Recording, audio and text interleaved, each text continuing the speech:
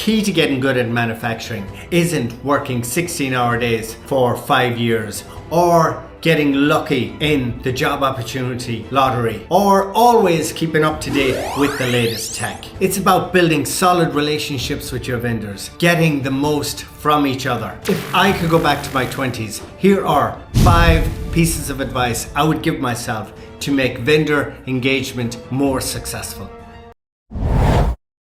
When I moved to Apple around 2011, my exposure to high volume production changed completely. The numbers were huge. I had a few situations where tools broke and crashed early in the program development. And this resulted in delays, and needless to say, management weren't too happy either. So I realized at this stage that I had to get ahead of this somehow. The production volumes and the program schedule needed an extra level of insurance. This is when I started creating maintenance plans very early in the program cycle. We made spare parts many months before the past me would have even considered this. We discussed possible failure scenarios through each iteration of the DFM. This resulted in better communication, a better maintenance plan, and more buy-in and engagement from all parties. The vendor, internal team, management, everyone. Think about maintenance early. Add maintenance to your DFM process. When I think about the customer plus vendor relationship, the us versus them approach to program and vendor management pops to mind. This type of engagement creates too many problems and unnecessary friction, in my opinion. There can be a tendency for the customer to have an exaggerated sense of self-importance, and the vendor can fall into yes, yes, yes. This helps neither party. I've always liked being part of a team.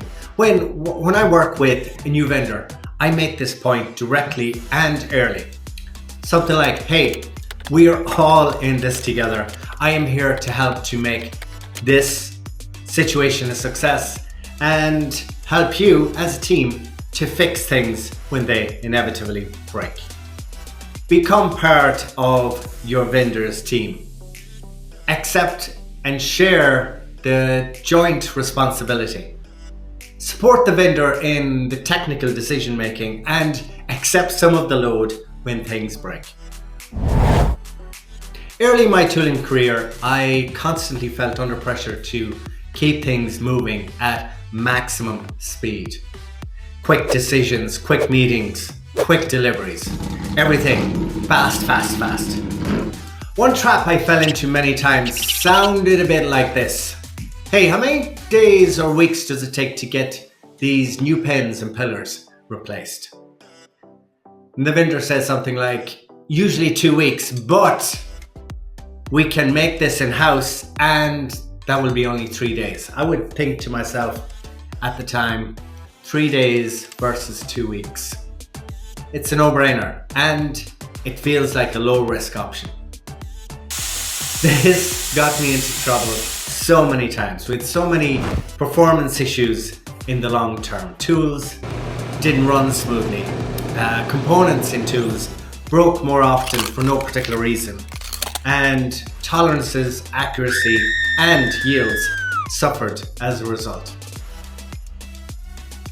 Always, always, always use quality tooling components. Don't take shortcuts. It will cost you in the long run. Most manufacturing problem-solving activity takes place in a conference room somewhere. The vendor reports that there's a tooling or a production issue. They organize a meeting for the afternoon to define the issue, assess fixes, and talk about next steps. This all sounds pretty typical, doesn't it? It sounds like a fairly solid approach. It took me a long time to learn that this type of approach puts a distance between the problem and the problem solving.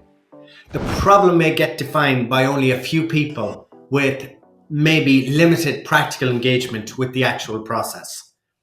This often results in the team solving problems, but sometimes solving the wrong problems. And a strange thing happened as well, where old problems would resurface after a week or two.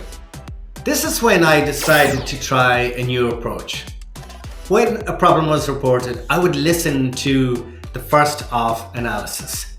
During the break of 2 to 3 hours for extra assessment, I would grab a chair, head down to the production area and observe the defect process.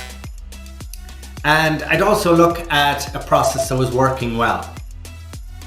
I sat, I did some thinking, and I scribbled down a couple of random observations. There were many times that this approach helped me to query and contribute to the overall problem-solving meeting. It allowed me sometimes to even propose a plan B or a plan C. Simple yet very effective activity.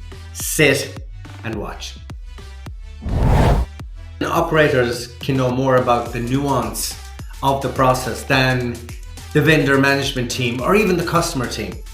It may sound obvious, but the operator can be a goldmine of valuable information and maybe a critical part of the path to operational success. So make the working environment safe and comfortable for your operators.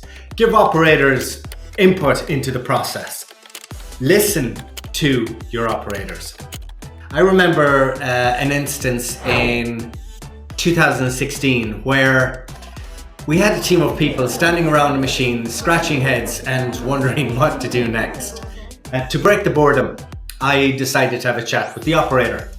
I asked them about the process, I asked them what they noticed, what would they change if they could, and any other general advice they would have. I listened, I took a few notes, and I thanked the operator for the chat. This resulted in a nugget of information and direction that guided us to a process debug. I found that if you do this often, it creates a more fulfilling work setting for all. Operators will eventually volunteer thoughts and information as the trust grows between the parties. The whole manufacturing experience becomes more fun and more effective for everyone. So look after your operators.